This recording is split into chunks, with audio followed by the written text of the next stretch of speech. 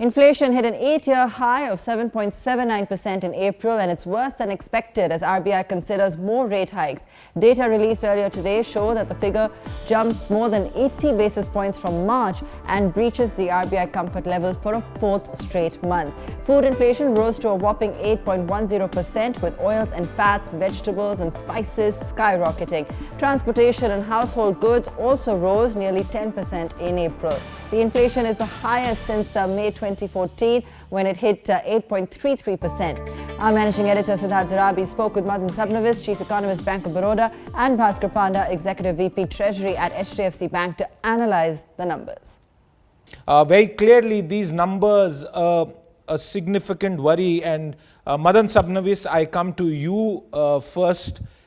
The numbers of April at 7.79%, I argue, could have been even higher, and this was something that Reserve Bank of India Governor Shaktikanta Das had spoken about earlier. These could have been higher if daily petrol and diesel price movements had been permitted. As you are aware, for the last 36 days, petrol and diesel pump prices have remained frozen again. Is the situation therefore far worrying than even these numbers at 7.79%, the latest reading that it portrays? No, I think there is some comfort in the fact that the international price of crude has tended to stabilize. So I think this business of not changing the daily price for 30 plus days makes a lot of sense, because that at least reduces the noise in the market. But the fact remains that there has been a lot of stability. The kind of threat which we had earlier of crude oil price going up to $140, $150 per barrel does not look a reality right now. And I think there is reason for one to get some kind of comfort. Though I think in the current situation where the rupee has started depreciating, there is a kind of a double whammy which is there on the import side. So while the crude oil price per se may not be a concern for us today, definitely with the rupee depreciating, the rupee value tends to increase at the time it comes to be on the table to be taxed by the government. I'll come back to you in a bit, but going to Mr. Panda. Bhaskar Panda, the issue really is that we are now seeing what would be clearly a very uncomfortable set of circumstances, as Madan was also pointing out, due to the way the rupee is also now behaving. And if we see the monthly build up pretty much from 4.35% in the month of September, this steep spike in inflation and close to 8% and perhaps more, how difficult is the price situation from a control perspective at this point of time? So you have to take it in perspective. We are in a situation where we are just coming out of pandemic. Secondly, we are into another war which is disrupting the supply situation across the world. Third, we all know that all these things. Right. So we have got both supply side shocks, as well as, in India, at least I can say very clearly that there is a demand pull inflation as well. So both these things are known to everyone. I think RBI is aware about it. Everybody is aware about it. Second thing, if you look at the inflation numbers across the globe, including the number that we saw in US, they are overshooting any target for the time being. So therefore, this is nothing new as far as India concerned, and we all know that. Having maybe a couple of percentage points here and there, everybody agrees the situation right now. Now, how to control that and bring it back to the expected range that RBI has been targeting is something which we all have seen the action from RBI's front by increasing mid-way their repo rates, reverse repo rates, CRR, everything. So maybe some more tightening is there in the cards, and that might be a little bit helpful in bringing down these prices. Okay. I'm coming to you, Madan, on that very last point that Bhaskar Panda made. Some more tightening will help, and I would agree with him, especially for the demand pull side of inflation. But there is a very significant supply side impact also. What would you argue needs to be done beyond the extraordinary out of policy hike that the RBI did recently? No, I think what you're saying, Siddharth, is right. When we're increasing interest rates, all that we're doing is that excess demand forces which would have built up are being curbed by making the cost of capital high.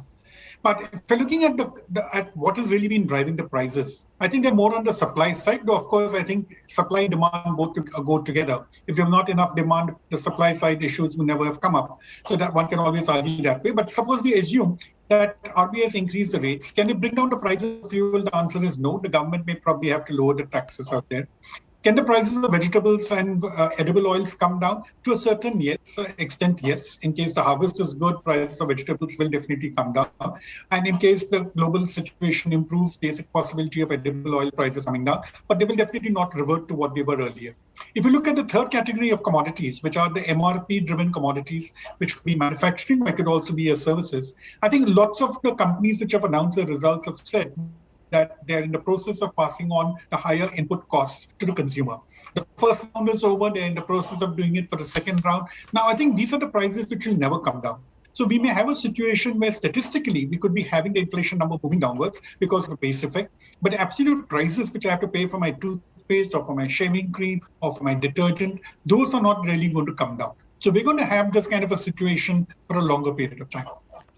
This situation for a longer period of time, that's a stark point. And in fact, since you were talking about companies and what they are doing, let's also listen into what Sanjeev Puri, the CMD of one of India's largest FMCG companies, ITC, had to say to my colleague Ashutosh Mishra. Let's take a quick listen in.